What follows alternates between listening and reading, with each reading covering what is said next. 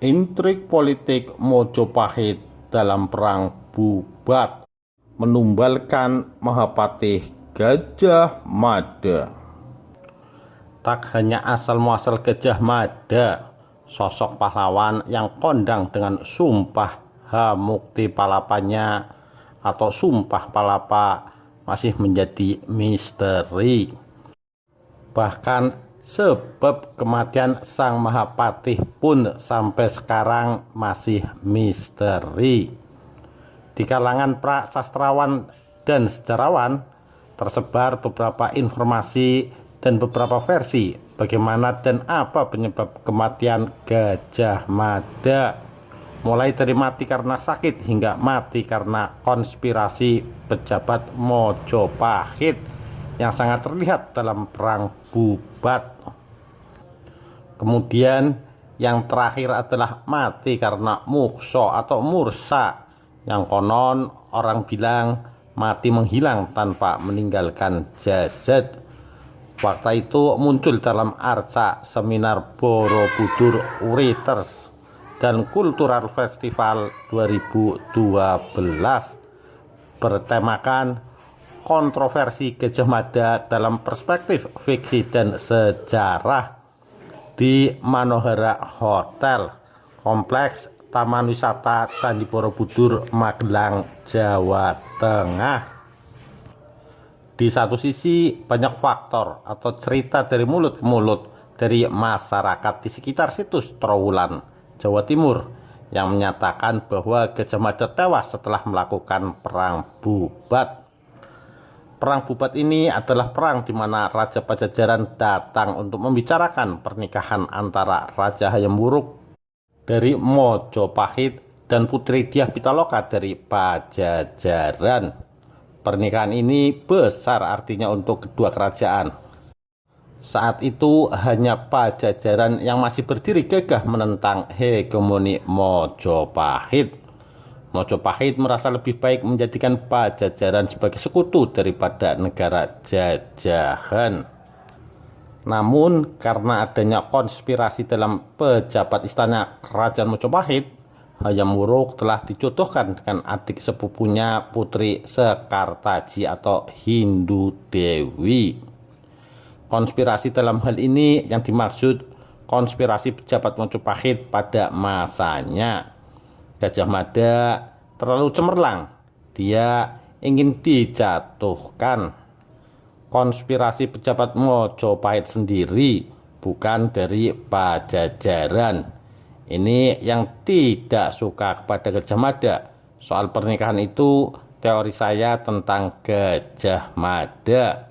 Gajah Mada tidak bersalah. Gajah Mada hanya melaksanakan titah sang raja.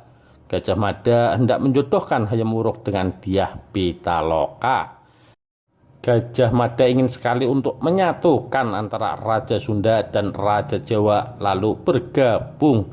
Indah sekali. Gajah Mada tidak tahu ternyata di balik itu ada perjodohan istana sejak kecil. Dijodohkan dengan sepupunya. Kenapa Gajah Mada tidak tahu? Karena ada rahasia perjodohan istana di dalam. Gajah Mada ada di luar, dia tidak tahu itu. Hayam Wuruk dijodohkan dengan adik sepupu Dewi Sekartaji atau Hindu Dewi sejak kecil. Itu Gajah Mada tidak mengerti.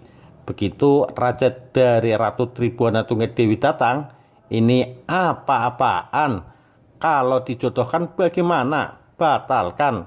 Gajah Mada, jelasnya. Usai Perang Bubat, diyakini Gajah Mada meninggal atau mati dengan mukso. Sebab sampai dimanapun dan kapanpun, Gajah Mada tidak akan pernah mau melawan perintah Raja Mojopahit. Jika Gajah Mada melawan perintah raja, maka akan memotong jalan dan tujuan Gajah Mada mati secara mukso, yang saat itu disebut sebagai kematian sempurna dan abadi. Kalau dia melawan perintah raja, maka dia tidak akan sampai pada tingkatan mukso. Begitu dia di puncaknya melawan perintah raja, maka dia dikutuk oleh raja. Dalam kitab dan filosofi Karmaning Jawa Dwipa sangat kuat dikatakan Gajah Mada dengan kesaktian dan ilmunya sengaja mencari mukso dengan sempurna, mengabdi kepada Jaya Negara dan Ratu Tribuana Tunggadewi untuk masuk surga loka. Tapi banyak kepentingan pejabat-pejabat di dalam istana Mojopahit sehingga mengakibatkan Patih Gajah Mada sakit dan kemudian meninggal. Saat pemerintahan Raja Hayam Wuruk, klimaksnya dan akhirnya di negara Kertagama diceritakan Gajah Mada mengalami proses sakit dan meninggal.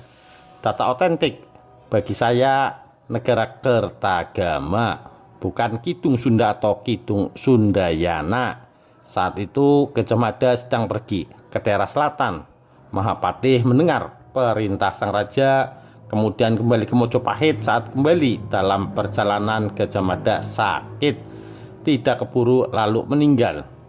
Sementara budayawan Yakub Sumarjo yang mendalami Kidung Sundayana berkeyakinan bahwa Gajah Mada meninggal dengan cara mukso atau menghilang. Yakub menceritakan beberapa kidung yang dia pelajari menceritakan banyak orang Sunda pergi ke Jawa dengan perahu jung dan iring-iringan pengawal dulu, disusul perahu raja dan bangsawan, diikuti perahu memuat logistik bahan makanan dan senjata. Sampai di sana dibubat menunggu. Semula disambut dengan baik, tetapi tidak dikirim lagi semacam bantuan persembahan karena adanya medang Gajah Mada. Pangeran Pajajaran datangi rumah Gajah Mada, masjid besar, belok timur. Mereka berdiri di gerbang, melihat Gajah Mada rapat pernikahan.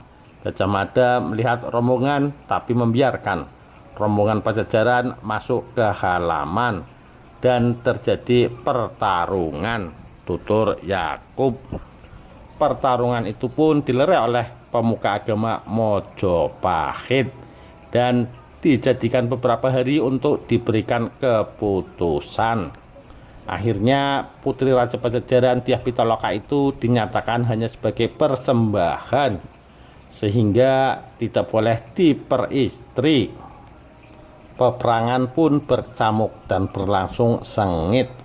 Perang raja lawan raja, pangeran lawan pangeran. Mereka atau pasukan Pajajaran gugur. Hayam Wuruk lakukan pesta besar-besaran.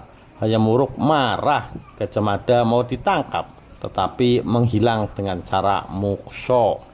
Mereka tidak menyalahkan Gajah Mada karena dianggap keturunan Dewa Wisnu. Dalam kidung digambarkan laut jadi merah, gagak-gagak bertengkar, tutur Yakub.